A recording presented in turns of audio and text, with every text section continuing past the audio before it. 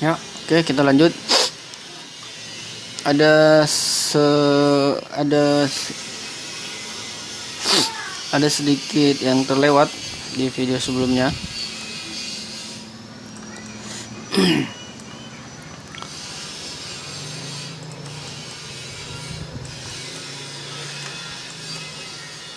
Di setiap IC itu yang menjadi catatan utama yang harus kita perhatikan adalah sebenarnya hanya ada 3 poin. Poin pertama itu adalah input ini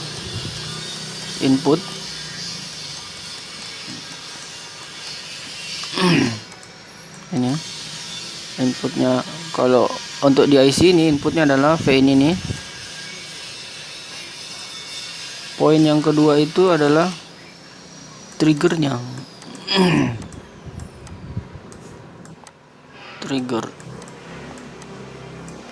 Trigger ini atau enable-nya. Nah, di IC ini memiliki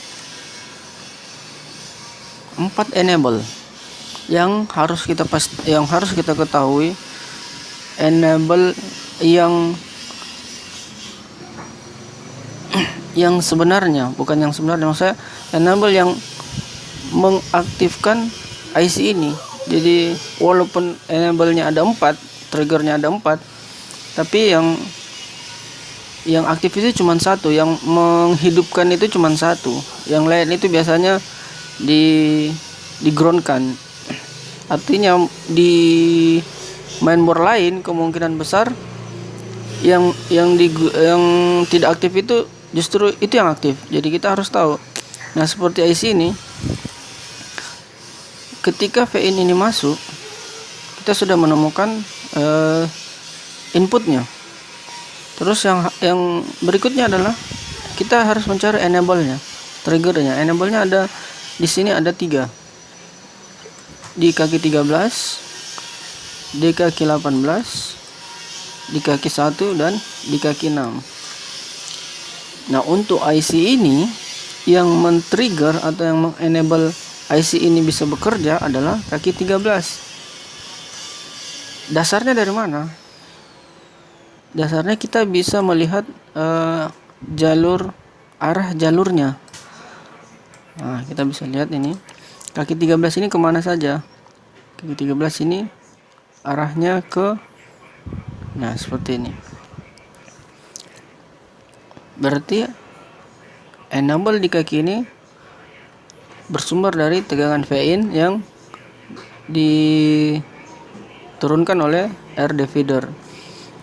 Jadi 19 volt di sini, ingat 19 volt di sini. Kemudian setelah masuk ke enable ini, nilainya sudah berubah karena melewati RD feeder, R pembagi ini.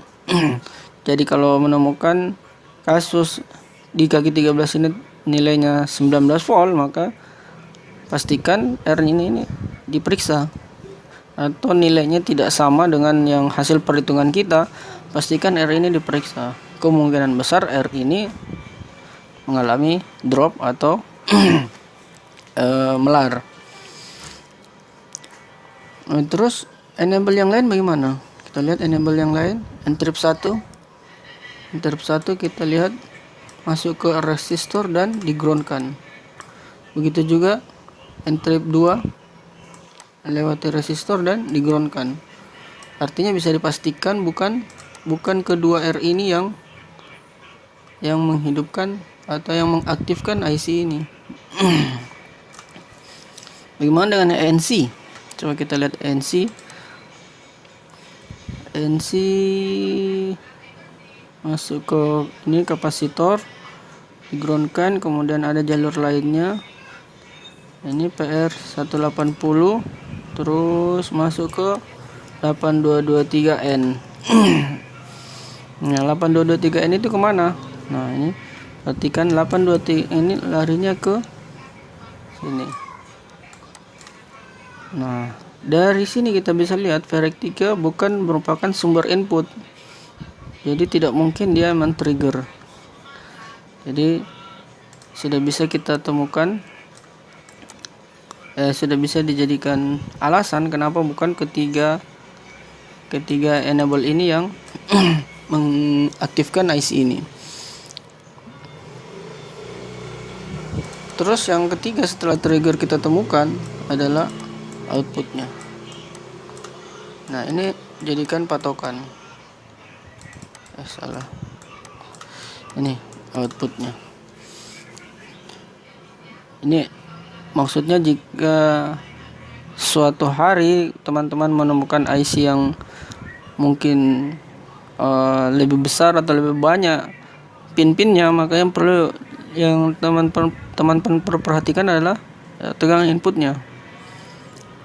Cari dulu tegangan inputnya, ukur dulu tegangan inputnya. Apakah semua tegangan inputnya, misalnya IC-nya memiliki beberapa tegangan input, karena tidak selalu IC itu satu, biasanya ada memiliki beberapa tegangan input. Nanti kita akan bahas di IC lainnya, itu ada beberapa IC yang memiliki lebih dari satu tegangan input. Nah, ukur dulu tegangan inputnya, kemudian cari enable-nya. Siapa yang men-trigger IC ini? Setelah ketemu, cari outputnya. Nah, di output itulah yang jadi ketika enable-nya sudah ada, ternyata outputnya tidak keluar. Nah, outputnya itu harus kita periksa. Apakah keluarannya sudah normal, atau terjadi feedback, atau ada MOSFET yang bermasalah. Nah, seperti MOSFET ini pada dasarnya jarang bermasalah, kecuali memang short. Tapi jika beberapa metode pengukuran kita sudah lakukan dan ternyata belum keluar juga Vout-nya, maka MOSFET ini wajib dicurigai sebagai sumber masalah.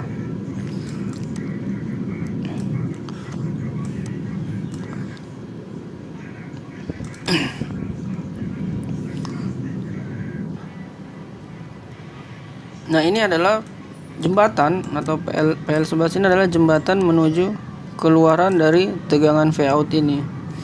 Jadi Vout ini keluar ke sini. Bukan Vout, iya Vout.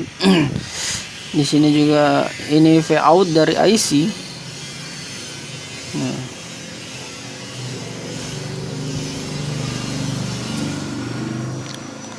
Keduanya, yang satu Vout IC ini bisa keluar jika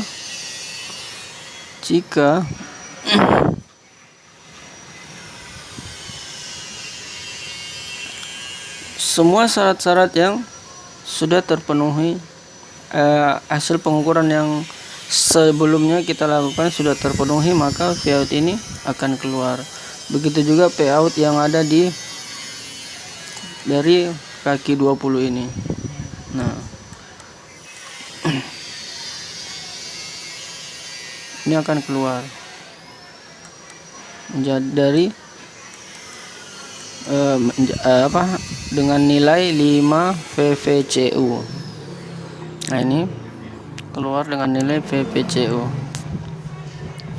Nah, untuk di kaki 20 ini sangat dipengaruhi oleh kedua MOSFET ini. Nah, jadi Vout ini tidak mungkin keluar. Vout yang di kaki 24 ini tidak mungkin keluar jika di sini juga tidak keluar. Jadi semuanya harus saling ketergantungan. Walaupun urutan pengukurnya sudah jelas 1, 2, 3 sekian, jika ada salah satu yang bermasalah, maka urutan itu tidak bisa dijadikan patokan. Harus diurut lagi dari belakang, harus diukur lagi. Seperti ini misalnya, tidak keluar tegangan Vout di sini. Ini harus diperhatikan jalurnya. Yang harus diperhatikan jalurnya. Ini tegangan di sini keluar, jalurnya melewati ini. Jadi ini harus diukur. Kemudian Vout-nya ini melewati mana?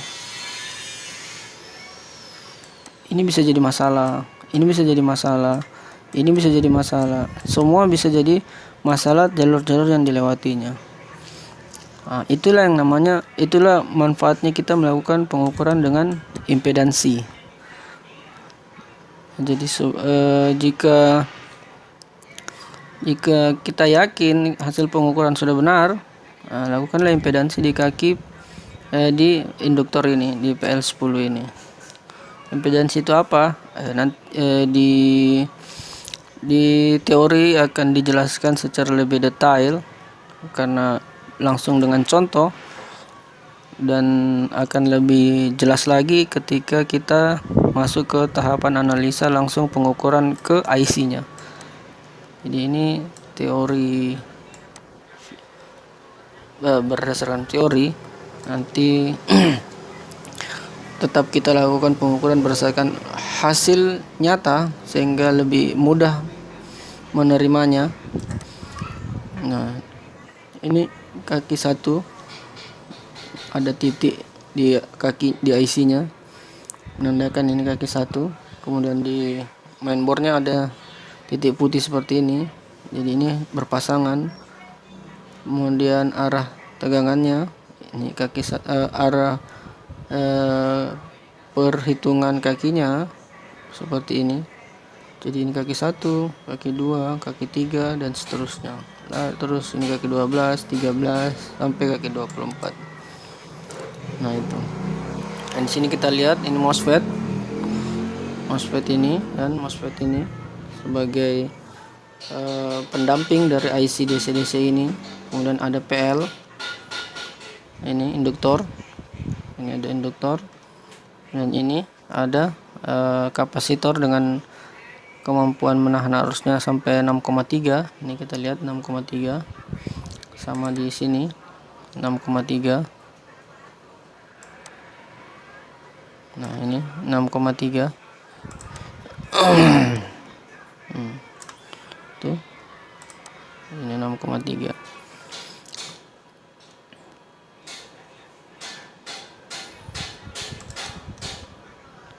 Oke, saya rasa cukup untuk materi IC/DC ini. Silakan dibaca di bagian teorinya juga, mungkin lebih jelas karena ini harus dihafal. Jadi ingat, ini harus dihafal kaki-kakinya, skema IC/DC ini harus dihafal seperti ini. Karena apa? Karena di mainboard berikutnya atau mainboard seri baru sudah tidak memiliki tanda baca, sehingga akan membingungkan jika kita terus berpatokan ke skema lama. Nanti akan dibahas juga bagaimana cara menentukan jika menemukan mainboard tanpa tanda baca. Oke, saya rasa cukup sekian dan selamat belajar.